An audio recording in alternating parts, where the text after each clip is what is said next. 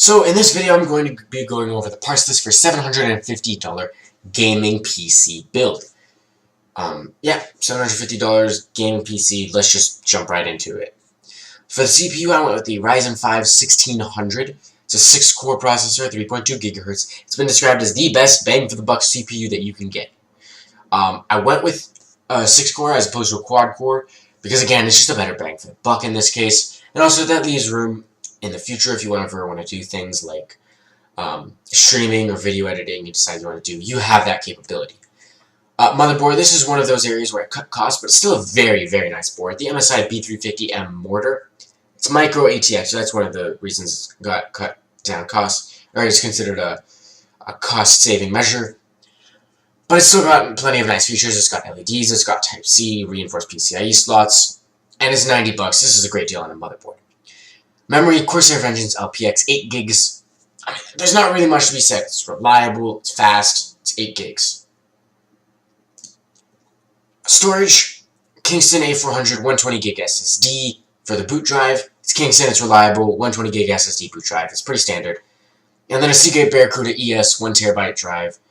I pretty much just said, okay, give me the cheapest 1TB 7200 RPM drive from from WD or from Seagate. This is what popped up.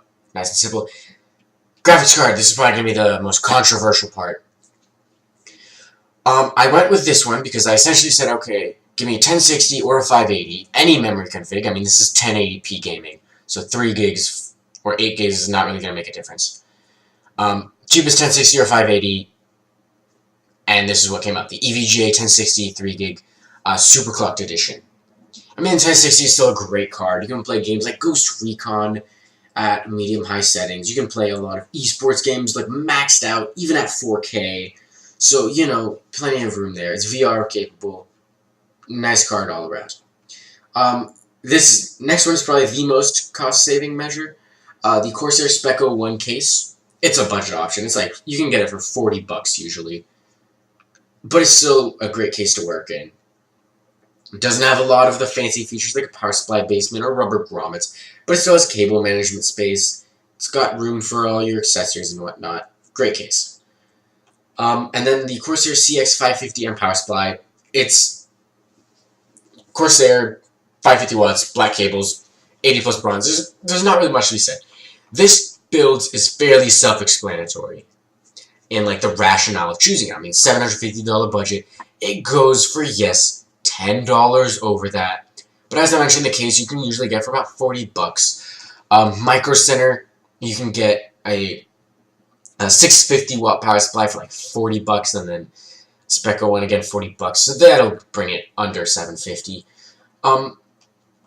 Yeah, I mean, really the big thing for me was that it was centered around the 1600 because you got a 6-core processor for $750. Previously, the best bang for the buck, because I mean, I'm gonna go ahead and say it. $750. This is the best bang for the buck PC that you can get, and it's just incredible because it used to be $1,000 for a quad core and a still VR ready.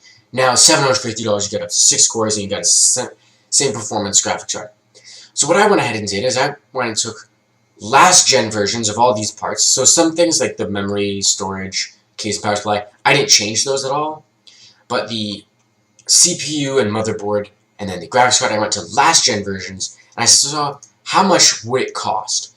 So obviously last gen there's no Ryzen, so we'd have to go Intel Broadwell E.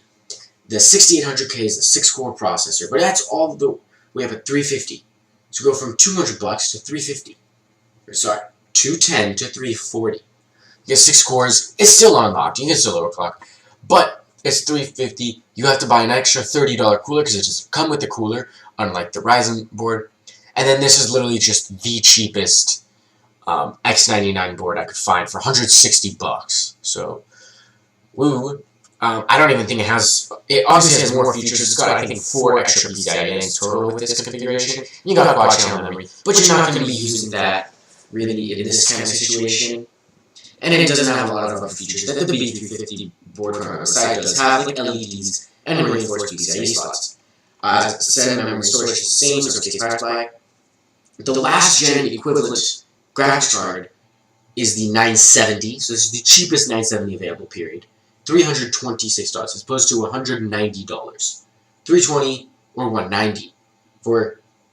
And I'm going to talk about this more in my NVIDIA Roundup benchmark video that I'm working on.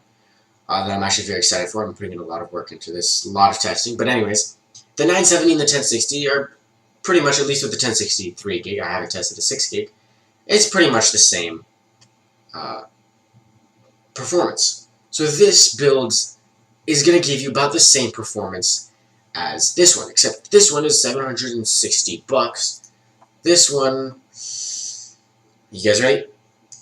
$1,137. Oh my goodness, it is over $1,100 to get the same performance with the last gen parts. So like a year or two ago. I mean, okay, fair. To be fair, a year ago you could have gotten a 1060, so $1,000 for this, and now it's $750. That's amazing.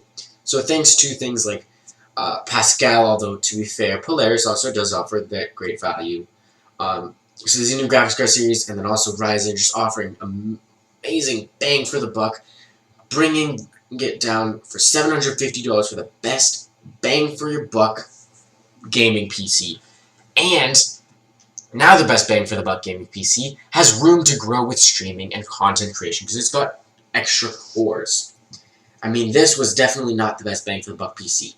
Best bang for the buck would have been like a 4790K or 6700K with a 970 for about $1,000. This is $750 and I think better than that. So that's pretty amazing. I'm pretty happy with this, and I'm pretty happy with how this whole parts list thing went. Stay subscribed for more. I have a $2,000 high-end build.